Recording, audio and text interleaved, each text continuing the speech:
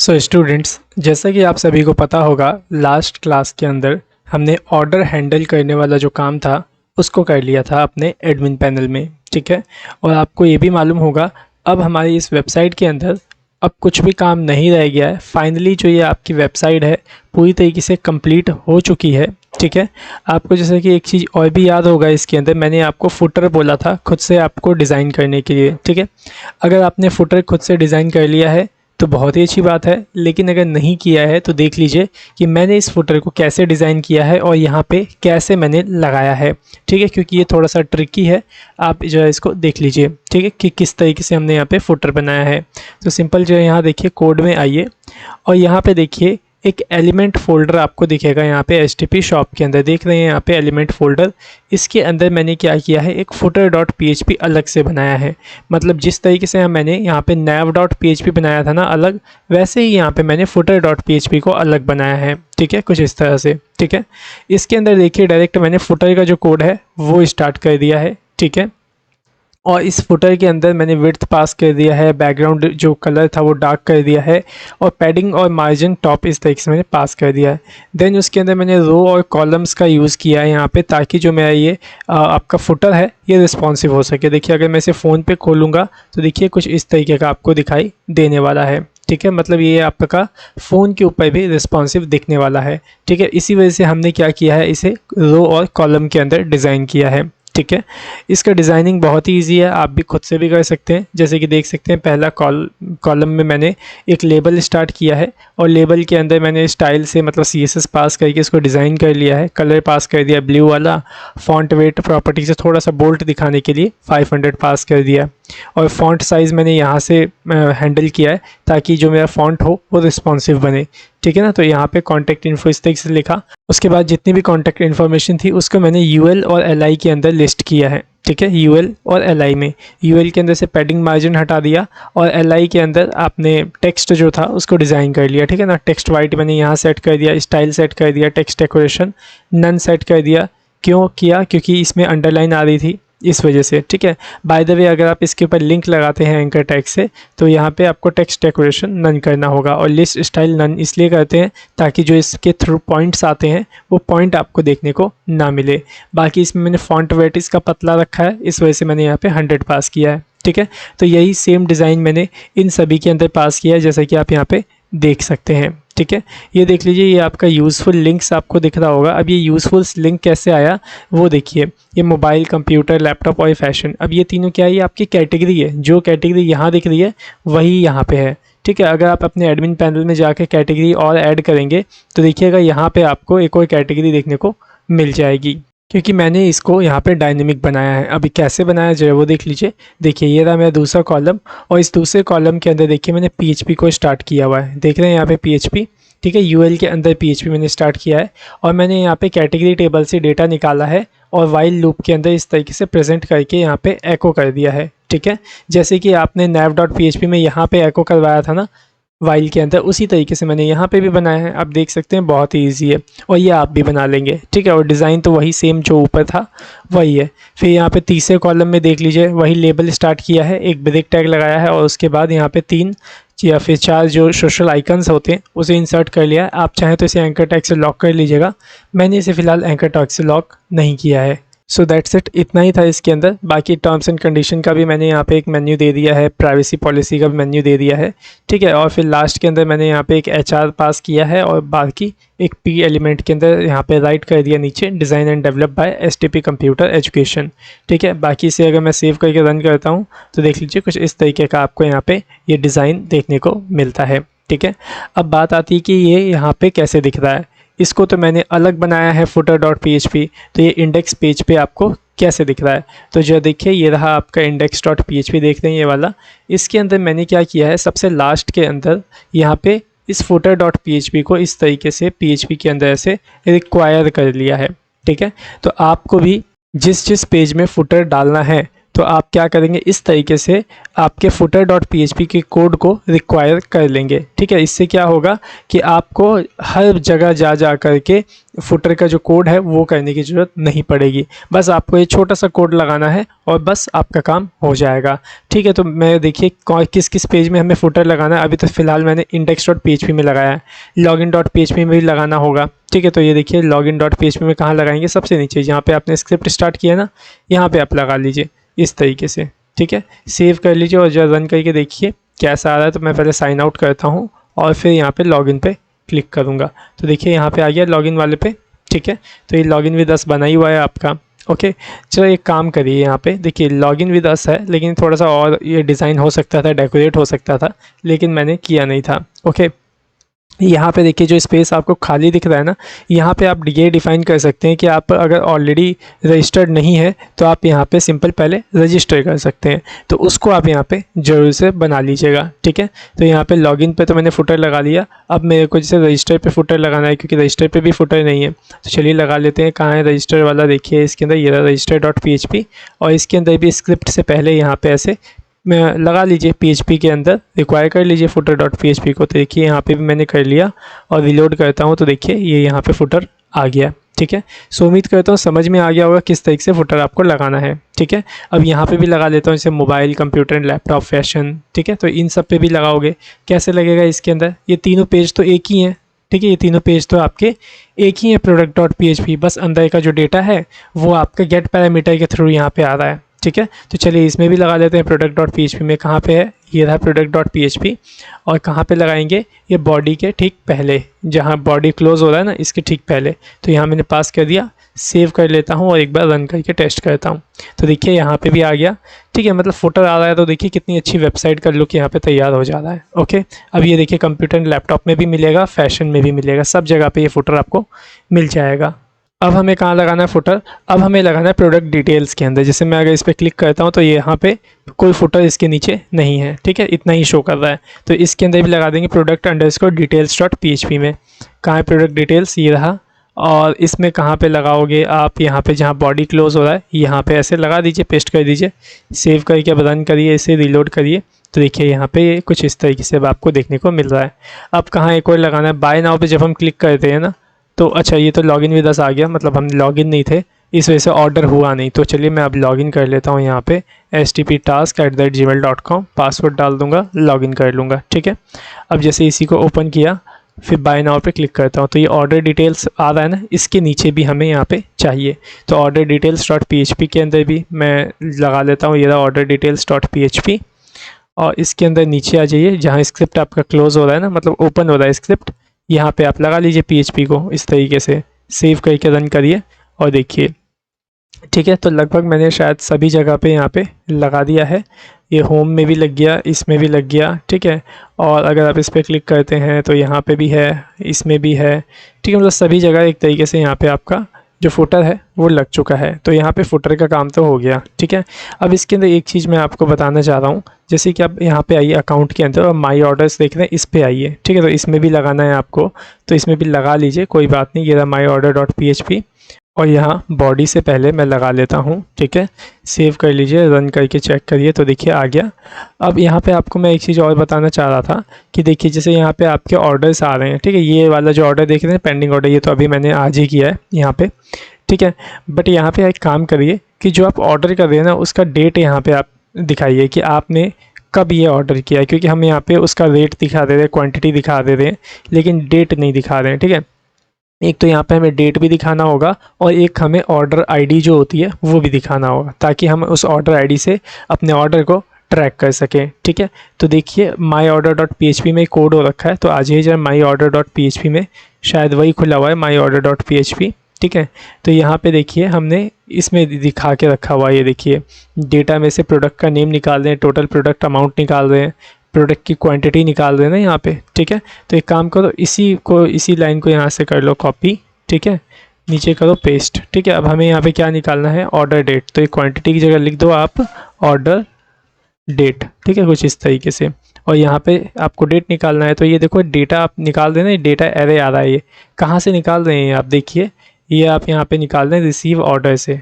ठीक है, तो यहाँ पे हमने एक ऑर्डर डेट करके कॉलम बना के रखा है, तो यहाँ पास कर देता हूँ ऑर्डर अंडरस्कोर डेट। ठीक है, सेव कर लीजिए और एक बार रन करके टेस्ट करिए, तो देखिए यहाँ पे आपको ऑर्डर डेट भी देखने को मिल जाएगा। लेकिन जो आपका यहाँ पे ऑर्डर डेट आया है वो देखिए किस फॉर्मेट में आया है। मतलब यहाँ पे सबसे पहले ईयर आया है आपका, फिर मंथ आया है, फिर डेट आया है। लेकिन मैं चाहता हूँ यहाँ पे जो फॉर्मेट आए, पहले डेट आए, फिर मंथ आए और फिर उसके बाद ईयर आए। तो मेरे को इस तरीके से इसका फॉर्मेट चेंज करना होगा। ठीक है, अब आप इस ऑर्डर डेट का फॉर्मेट कैसे चेंज कर सकते हैं ज़रा उसको समझिए।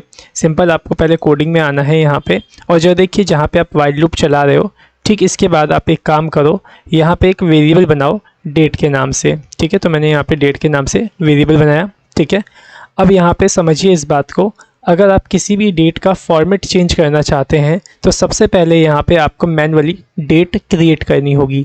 ठीक है, तो डेट क्रिएट करने का एक मेथड होता है जिसका नाम है डेट अंडरस्कोर क्रिएट मेथड। ठीक है, कुछ इस तरीके का देख लीजिए, डेट क्रिएट मेथड है। इस डेट क्रिएट के अंदर आप क्या डालेंगे, आप उस दिन की डेट डालेंगे जिस दिन की डेट आप क्रिएट करना चाहते हैं। ठीक है, तो इस ऑर्डर डेट के अंदर यहाँ पे आपका वो डेट आ रहा होगा जिस दिन का आप डेट क्रिएट करना चाहते हैं, तो आप इसी को यहाँ पे इस तरीके से पास कर दीजिए। ठीक है, तो इससे क्या होगा, आपका यही वाला डेट क्रिएट होकर के कहाँ चला जाएगा, इस डेट वेरिएबल के अंदर। ठीक है, तो अब जा कर के हम इस डेट का क्या कर पाएंगे, फॉर्मेट जो है अब चेंज कर पाएंगे। ठीक है, तो डेट का फॉर्मेट चेंज करने के लिए आपको एक मेथड यूज़ करना होगा जिसका नाम है डेट अंडरस्कोर फॉर्मेट। ठीक है, कुछ इस तरीके का देख लीजिए, डेट अंडरस्कोर फॉर्मेट मेथड है जिसको आप यूज़ करके अपने डेट का फॉर्मेट चेंज कर सकते हैं। ठीक है, अब यहाँ पे आपको दो पैरामीटर इसके अंदर पास करना होगा। पहला पैरामीटर तो आप किस डेट के फॉर्मेट को चेंज करना चाहते हैं तो वो डाल दीजिए। तो मैं यहाँ पे जो ये डेट वेरिएबल के अंदर आपका डेट आया हुआ है, इसी डेट के फॉर्मेट को हमें चेंज करना है। ठीक है, अब किस फॉर्मेट में चेंज करना है उसे आप यहाँ पे सेकंड पैरामीटर में डालेंगे। ठीक है, तो मैं यहाँ पे चाहता हूँ पहले क्या आए, आपका डे आए, फिर हाइफन इस तरीके से आए, फिर मैं चाहता हूँ मंथ आए, फिर हाइफन आए और फिर ईयर आए। ठीक है, तो यहाँ पे देखिए मैंने कैसे टाइप किया है, जरा देख लीजिए। मैंने यहाँ पे डी एम को स्मॉल लेटर में राइट किया है और वाई को कैपिटल लेटर में राइट किया है। ठीक है, और अब यहाँ पे मैं इसे रन करके आपको दिखाता हूँ कि इस तरीके का जो मैंने फॉर्मेट डाला है तो इससे कैसा फॉर्मेट आपको बन के मिलेगा। ठीक है, फिलहाल एक काम करिए, इसको किसी आप वेरिएबल में डाल दीजिए। तो मैं सी अंडरस्कोर डेट के नाम के वेरिएबल में डाल देता हूँ, या फिर सी डेट छोड़ो, यहाँ पे मैं एफ डेट कर देता हूँ, मतलब फॉर्मेट डेट इस तरीके से लिख देता हूँ। ठीक है, कॉपी करता हूँ इसको और यहाँ पे जो ये ऑर्डर डेट देख रहे हैं इसकी जगह मैं इसको डाल दूंगा। ठीक है, अब इसे सेव कर लीजिए और एक बार इसे रिलोड करिए और ध्यान से देखिएगा इसमें चेंजेस क्या आपको देखने को मिलते हैं।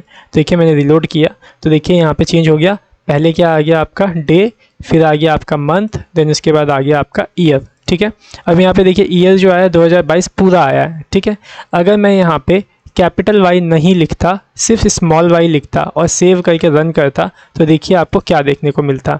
तो यहाँ पे आपको सिर्फ शॉर्ट फॉर्म वाला जो आपका ईयर है सिर्फ वही देखने को मिलता, मतलब 2022 जो चल रहा है तो बस देखिए 22 यहाँ पे आपको लिखा हुआ मिल रहा है।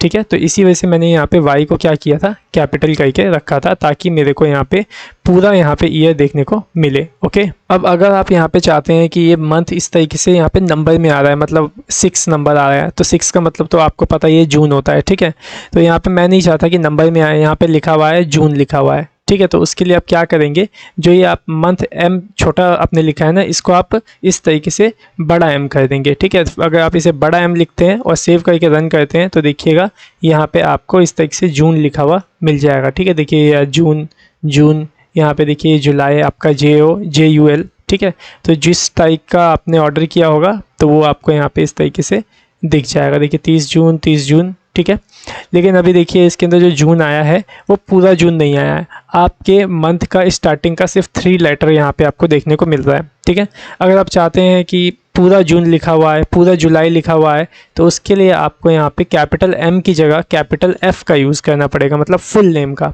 ठीक है, सेव करके अभी अगर आप इसे रन करते हैं तो देखिएगा यहाँ पे आपको पूरा जून देखने को मिलेगा। देख रहे हैं पूरा जून आ गया यहाँ पे, यहाँ देखिए पूरा जुलाई आ गया। ठीक है, सो उम्मीद करता हूँ कि आपको समझ में आ गया होगा किस तरीके से आप यहाँ पे ऑर्डर डेट निकालेंगे और कैसे इसे कस्टमाइज़ करेंगे।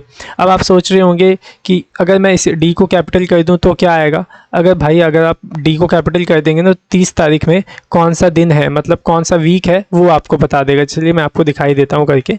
कैपिटल डी डाल दिया, सेव कर लिया, रन करता हूँ तो देखिए आ गया यहाँ पे थर्सडे सैटरडे, समझ में आ गया। तो ये तो हमें नहीं डालना है यहाँ पे, हमें पहले जैसे ही करना है यहाँ पे इस तरीके से DFY कर देता हूँ। F से क्या होगा, पूरा आपका जो मंथ होगा वो यहाँ आ जाएगा, ठीक है ना। अब सेव करके रन कर लीजिए तो देखिए परफेक्ट यहाँ पे अब आपको दिख रहा है, ठीक है। और देखिए जो अभी आपने चेंजेस किए हैं ना, वो किस में कर रहे हैं, कंप्लीट ऑर्डर्स में चेंजेस कर रहे हैं, ना कि पेंडिंग ऑर्डर्स में। तो आप कंप्लीट ऑर्डर में भी करना है आपको ये, और पेंडिंग ऑर्डर में भी करना है, ठीक है। तो यहाँ पे ऑर्डर डेट आ गया आपका। चलिए अब ऑर्डर आईडी भी हम यहाँ पे डाल देते हैं, ठीक है। तो ऑर्डर आईडी डालने के लिए भी आपको क्या करना होगा, सिंपल से आप एक काम करिए, इसी वाले को कॉपी कर लीजिए, क्वांटिटी वाले को ही, ठीक है। और नीचे यहाँ पे आप पेस्ट कर दीजिए, ठीक है। और उसके अंदर हम ऑर्डर आईडी पास कर देंगे क्वांटिटी की जगह। तो ये क्वांटिटी मैंने यहाँ से हटाया और यहाँ लिख देता हूँ ORDER ऑर्डर आईडी, ठीक है, कुछ इस तरीके से। और यहाँ पे सिंपल आप पी की क्वांटिटी को हटा के सिर्फ आईडी पास कर दीजिए। तो इससे क्या मिल जाएगा आपको, आपकी जो ऑर्डर आईडी है वो मिल जाएगी। तो देखिए ये रहा ऑर्डर आईडी 1, इसका ऑर्डर आईडी 2, ये ऑर्डर आईडी 3, ये ऑर्डर आईडी 4, ठीक है। तो इससे आप क्या देख पाएंगे कि आपका कौन सा ऑर्डर है, अभी कितना प्रोसेस हुआ, कि पेंडिंग में है या फिर क्या, वो सारी चीज़ें आप यहाँ पे चेक कर पाओगे, ठीक है। तो यहाँ पे आ गया ऑर्डर आईडी, ठीक है। अब जो देखिए जो आपने यहाँ पे अमाउंट लिखा है, इसके आगे रुपीज़ का एंटिटी कोड भी नहीं लगाया था हमने, तो चलिए उसको भी लगा लेते हैं। क्या था आपका रुपीज़ का एंटिटी कोड, लिख लीजिए रुपीज़ HTML एंटिटी कोड, ठीक है। तो देखिए सर्च किया, ये रहा पहला वाला, आपको कॉपी कर लेंगे इसी को यहाँ से इस तरीके से, और आप यहाँ पे लगा लीजिए। देखिए ये रहा अमाउंट, ठीक, अमाउंट के पहले ऐसे पास किए और एक स्पेस दे दीजिए, सेव कर लीजिए। और अब आप इसे रन करके टेस्ट करिए तो देखिए यहाँ पे रुपीज़ का सिंबल भी कुछ इस तरीके से देखने को मिल गया है, ठीक है। तो अब जा कर के ये आपका पूरा कंप्लीट हुआ है। लेकिन कंप्लीट तो हो गया, लेकिन देखिए इसके अंदर थोड़ा सा आपको पैडिंग पास करना पड़ेगा यहाँ पे, क्योंकि ये आपका कुछ ज़्यादा ही यहाँ पे देखिए कंजस्टेड सा हो रहा है। तो इसमें आप थोड़ा सा पैडिंग पास कर दीजिए। किस में पास करेंगे पैडिंग, सो ये देखिए जो मेन कंटेनर है ना आपका, इसके अंदर, तो मेन कंटेनर शायद यही वाला है आपका, तो इसमें आप पैडिंग पास कर दीजिए, पैडिंग -4, सेव करके एक बार रन कर लीजिए। तो इतना काफ़ी है यहाँ पे, ठीक है, इतना ज़्यादा तो नहीं है वैसे, ठीक है। बाकी आप 3 भी डाल के एक बार चेक कर लीजिएगा कि सही है कि नहीं। तो 3 भी सही लग रहा है, आप 3 रहने दीजिएगा, ठीक है। तो इसको हमने सही से कंप्लीट कर लिया। अब जो काम हमने इसमें किया है वो काम हम पेंडिंग ऑर्डर्स में भी अभी हमें करना पड़ेगा। तो सिंपल एक काम करिए, कॉपी पेस्ट कर लीजिए। पहले तो ये देखिए ये दो हमने ऑर्डर डेट और ऑर्डर आईडी ये इंसर्ट किया है इसमें, कॉपी कर लीजिए इसको और यहाँ ऊपर आ जाइए किसमें, पेंडिंग ऑर्डर्स के अंदर, और यहाँ पे इसको इस तरीके से पेस्ट कर दीजिए, ठीक है। अब जो ये एफ डेट निकाला है इसका कोड भी आपको कॉपी पेस्ट करना पड़ेगा। तो देखिए ये रहा एफ डेट वाला, इसको भी कर लीजिए कॉपी, और कहाँ पेस्ट कर देंगे, इसके वाइल के अंदर, ठीक है। और इसका जो मेन डिव है इसके अंदर क्या लगा देंगे, हम अपना पैडिंग लगा देंगे 3 का, ठीक है। सेव कर लीजिए और अब रन करके चेक करिए तो देखिए अब यहाँ पे पेंडिंग ऑर्डर आपको दिख रहा है। ऑर्डर डेट कब आपने ऑर्डर किया था, 7 जुलाई 2022, ऑर्डर आईडी क्या है 5, ठीक है। तो आप सिंपल यहाँ पे ट्रेस कर पाएंगे अपने ऑर्डर्स को, ठीक है। अगर आपका पेंडिंग ऑर्डर है और 7 जुलाई का ऑर्डर है तो देखिए मैं यहाँ सेलेक्ट कर लेता हूँ 7 जुलाई, गेट डेटा पे क्लिक करता हूँ तो देखिए यहाँ पे आपका ऑर्डर आईडी आ गया 5, जिससे कि आप यहाँ पे देख पाएंगे कि कौन सा ऑर्डर है। अगर आपने पेमेंट कर दिया, डिलीवरी मतलब अगर आपने भेज दी है और आपको कैश ऑन डिलीवरी से पैसे मिल चुके हैं तो सिंपल पेमेंट स्टेटस अपडेट कर दीजिए, ऑर्डर स्टेटस भी अपडेट कर दीजिए। इतना कर देंगे तो यहाँ पे अब ये पेंडिंग में नहीं रहेगा बल्कि कंप्लीटेड में चला जाएगा। देखिए मैं दिखाता हूँ कंप्लीटेड, और ये आज की डेट यहाँ दिखाता हूँ और गेट डेटा, तो देखिए कंप्लीट में चला गया। और यहाँ से भी देखिए पेंडिंग ऑर्डर दिख रहा है ना, इसे रिलोड करेंगे तो ये भी कंप्लीट में चला जाएगा। तो देखिए आ गया ये भी कंप्लीट के अंदर, ठीक है। सो उम्मीद करता हूँ समझ में आ गया होगा कि जो जो चीज़ें इसमें अभी कमियाँ थी वो हमने यहाँ पे कंप्लीट कर दिया है, ठीक है। सो उम्मीद करता हूँ ये सब कुछ जो भी मैंने बताया आपको, ये प्रोजेक्ट करवाया, ये सब कुछ सही से समझ में आ गया होगा। बाकी इस प्रोजेक्ट के अंदर सारी चीज़ लगभग बन चुकी है। बाय द वे अगर 1-2 चीज़ नहीं बनी होगी, जैसे कि मैं आपको बताता हूँ इसमें 1-2 चीज़ क्या नहीं बनी है, कैटेगरी के अंदर डिलीट करने वाला नहीं बना, ठीक है, ऑल प्रोडक्ट्स के अंदर ये डिलीट करने वाला नहीं बना, तो ये मैंने आपको याद होगा टास्क दिया था, तो इसे आपको ही बनाना है, मैं आपको बना के नहीं दिखाऊंगा, ठीक है, क्योंकि बहुत इजी है डिलीट करना और मैं पहले भी आपको ये सब चीज़ें करवा चुका हूँ, ठीक है। सो उम्मीद करता हूँ आज की इस वीडियो का सब कुछ समझ में आ गया होगा। सो अब हमें क्या करना है, इसके अंदर जो इसकी ये URL देख रहे हैं इसके ऊपर अब हमें काम करना है, ठीक है। तो इस URL को कैसे सिक्योर और भी ज़्यादा बनाया जा सकता है, कैसे कस्टमाइज़ किया जाता है, उसको हम सीखेंगे नेक्स्ट वीडियो के अंदर, ठीक है। सो चलिए मिलते हैं हम नेक्स्ट वीडियो में। So thanks for watching our video, have a nice day.